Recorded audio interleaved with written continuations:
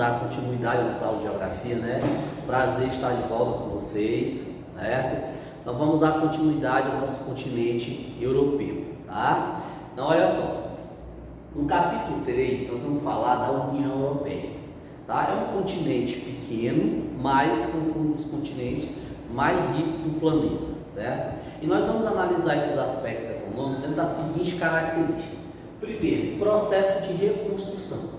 A Europa passou por duas grandes guerras mundiais, né? Primeira Guerra Mundial, Segunda Guerra Mundial. Nós tivemos uma gripe espanhola, nós tivemos uma peste negra, nós tivemos a Idade Média. Então a Europa, com todos esses conflitos, ela começa a se reconstruir com o término da Segunda Guerra Mundial em 1945. E um dos maiores aliados dos países europeus era os Estados Unidos. Tá? Então, os Estados Unidos, para fortalecer ainda mais o sistema capitalista, porque com o término da Segunda Guerra Mundial surge uma outra ideologia que era o sistema socialista.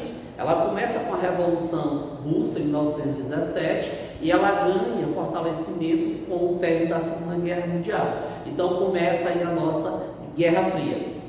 Então, com o processo de reconstrução da Europa, os Estados Unidos criam o Plano Marshall. É uma ajuda financeira a todos os países da Europa Ocidental. Lembre-se que nas aulas do 8º ano, nós dividimos a Europa certo? Em dois segmentos. Então eu tenho a parte oeste, chamada de Ocidente. Eu tenho a parte leste, chamada de Oriente. Essa parte leste adere ao sistema socialista, né? Ideologicamente uma certa cortina de ferro, tá? E a parte oeste adere ao sistema capitalista. Então, qual era o objetivo do Plano Marshall?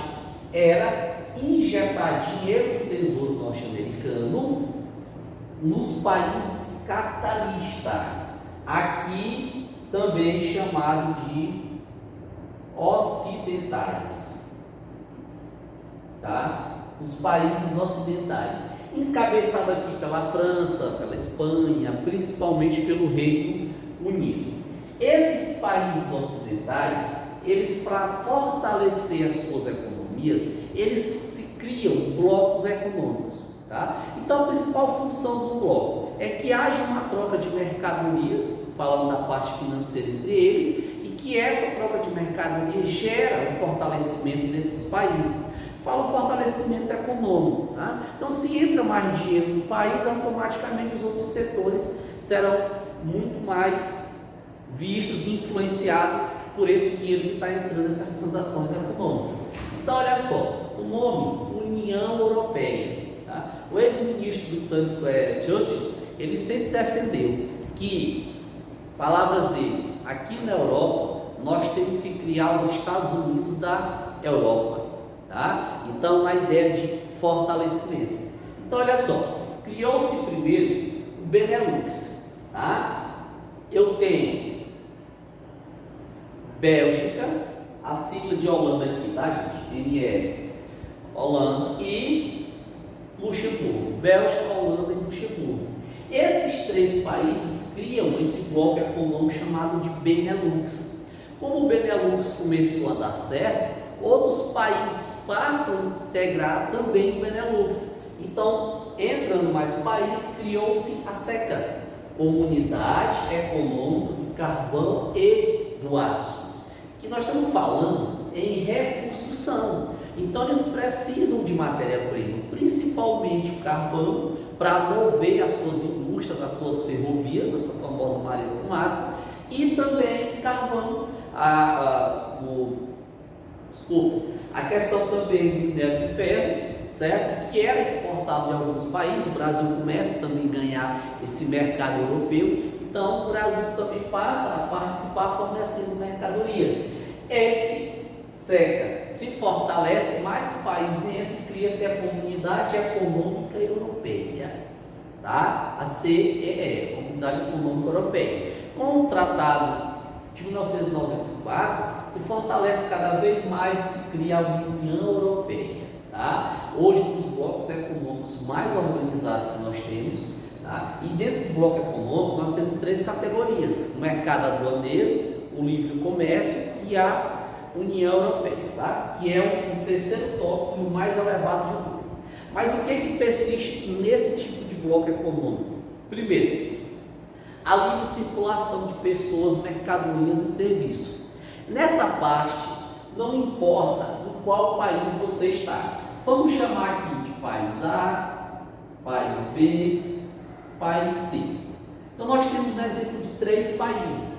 Então você mora no país B, certo? E pode trabalhar no país C, voltar para o país B. Então, a livre circulação de pessoas. Eu posso muito bem sair do país B, gastar todo o meu salário no país A, trazer essas mercadorias para o meu país de origem e eu não vou pagar alfândega por isso. A circulação é livre. Só existe um passaporte, é o passaporte europeu, que garante que você consiga transitar dentro deste continente. Então há uma livre circulação de pessoas, tá? Posso trabalhar num, conviver no outro. A tendência futura da União Europeia é que se torne uma união política. Ou seja, você vai poder morar num país, eu sou alemão, eu posso me candidatar à presidência da Espanha. Eu sou britânico, eu posso me candidatar à presidência da França. Então eles estão caminhando para fazer essa união política, tá, gente? Aí vamos aqui, na aula passada, nas nossas aulas pelo Google Meet, o que nós discutimos? A questão da taxa de natalidade. O grande problema hoje enfrentado pelos europeus é justamente essa baixa taxa de nascimento. Lembre-se da nossa teoria neo-malthusiana, que defende a redução do número de pessoas, tá? Nascimentos. Então isso aqui está gerando uma falta de mão de obra, tá? Falta de mão de obra. Então quem vai trabalhar futuramente? E junto com a melhoria da sociedade, nós temos também uma melhoria na expectativa de vida. As pessoas estão vivendo mais, graças a essa revolução médica sanitária, e essas pessoas vão mais rápido para o sistema de aposentadorias, e se não está nascendo, não vai ter mão de obra futura, a tendência é justamente que esses países que têm um envelhecimento muito rápido, tá, tende a não ter condições mais de manter uma população idosa e assalariada, tá, aposentada. Então isso é o problema que a Europa vem passando. E outra questão, a Europa é o continente mais rico que nós temos.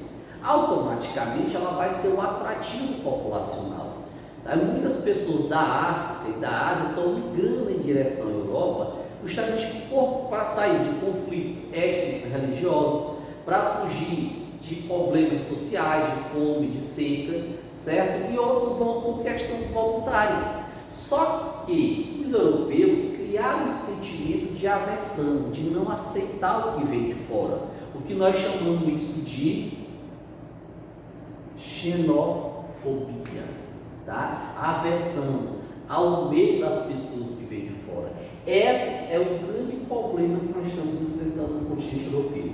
Uma população onde a taxa de natalidade é baixa, a população fica cada vez mais idosa e o conflito social da xenofobia, dessa aversão que vem de fora. Cria-se um preconceito, cria-se um racismo por você não ser europeu. Os europeus acusam as pessoas dos outros continentes de tomarem seus empregos, porque eles vão em busca de um salário e às vezes eles cobram mais baixo do que o padrão europeu e acaba ganhando aquele emprego pelo salário mais baixo.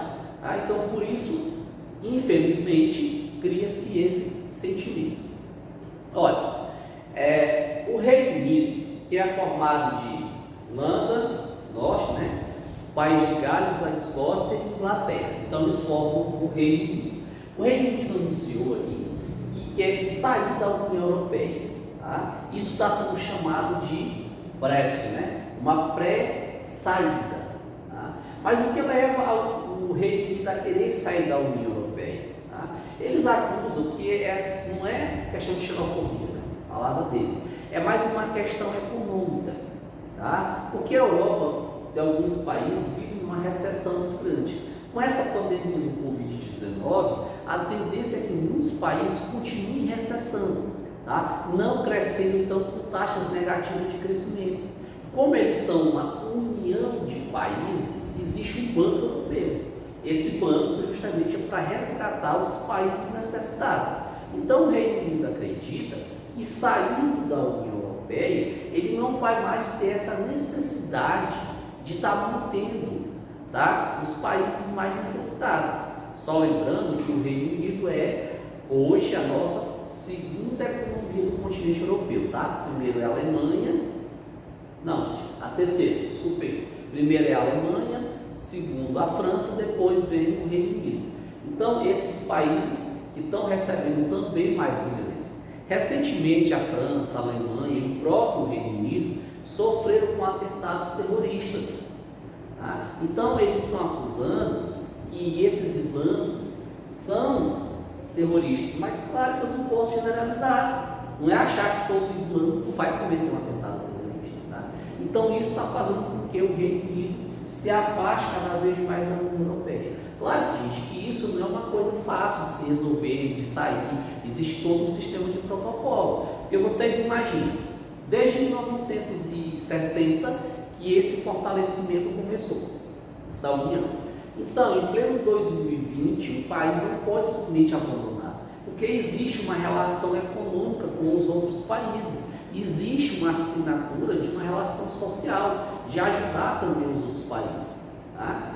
Então, o Brexit pode até acontecer, mas não vai ser uma coisa muito rápida. Tá? Então, para vocês aí, um abraço, até a próxima aula.